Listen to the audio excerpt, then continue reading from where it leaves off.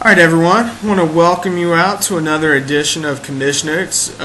This week we will be discussing Week 15, and due to Christmas coming up and really only one game to recap, sadly this will be the final Commish Notes of the year, but because it is, we're actually going to hand out some awards at the end. So if this is one Commish Notes that you watch, it definitely should be this one. First we'll begin with a quick recap of Week 15.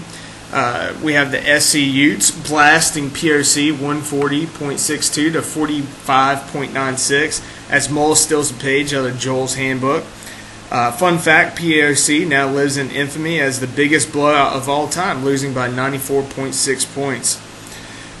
SC Utes will move on to play Who Dat in the tallest midget contest, also known as the Consolation Championship, as Who Dat mercifully ends Who's Your Daddy season with a 93.44 to 47.24 victory.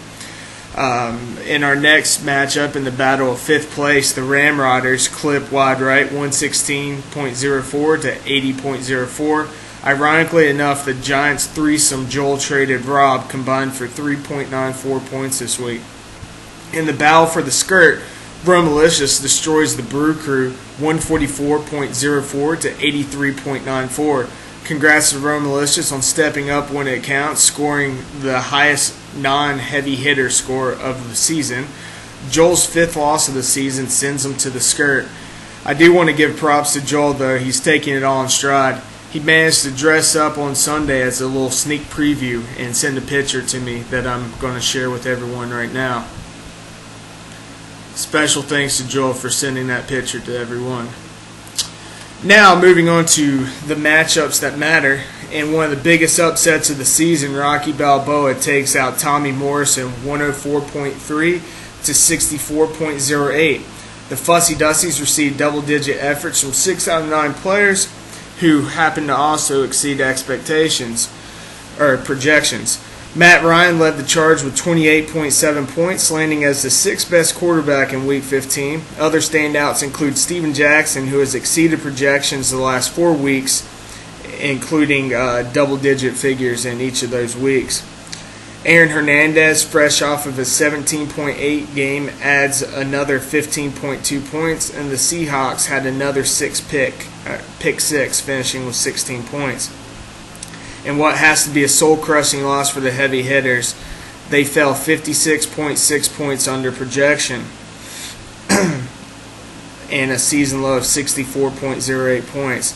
The heavy hitters only received 4 double-digit performances, with only 1 out of 9 players exceeding projections. Stephen Gostkowski.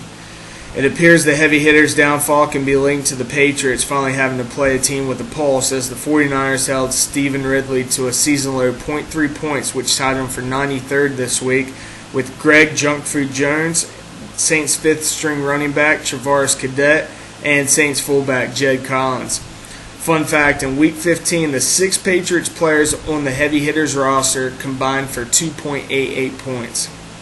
In the other semi-final matchup, the Man Boobs avenged their Week 10 loss to the Balling Click in a 140.58 to 67.06 victory. The Man Boobs had 7 out of 9 players go for double figures. Standouts include Drew Brees, whose 37.38 points was the 2nd highest total for quarterbacks this week, and Alfred Morris, whose 21.3 points was the 3rd highest out of running backs this week. And last but not least, Cincinnati Bengals defense, who was the pickup of the week with 23 points.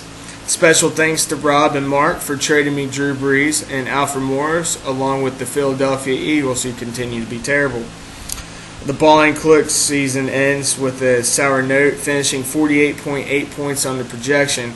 Outside of great efforts from Adrian Peterson, who continues his tear, and T.Y. Hilton, it was a pretty lethargic effort. Jamal Charles entered this week with the Raiders scoring in double figures in 5 consecutive weeks, including a 22-point breakout the week before. And, of course, the juicy matchup with the Raiders, who gave up the 31st most running back points entering the week.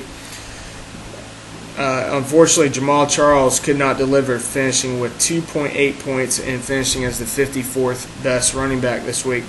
Not to be outdone, the Blind Click also managed to have not one but two players finish with 0 points, with Connor Barth and Cleveland's defense. Connor Barth's 0 points tied him for 30th this week among kickers, with a pair of kicking brothers in former Buccaneers kicker Martin Automatica Grammatica and his brother Bill Grammatica, who famously tore an ACL celebrating a game-winning kick.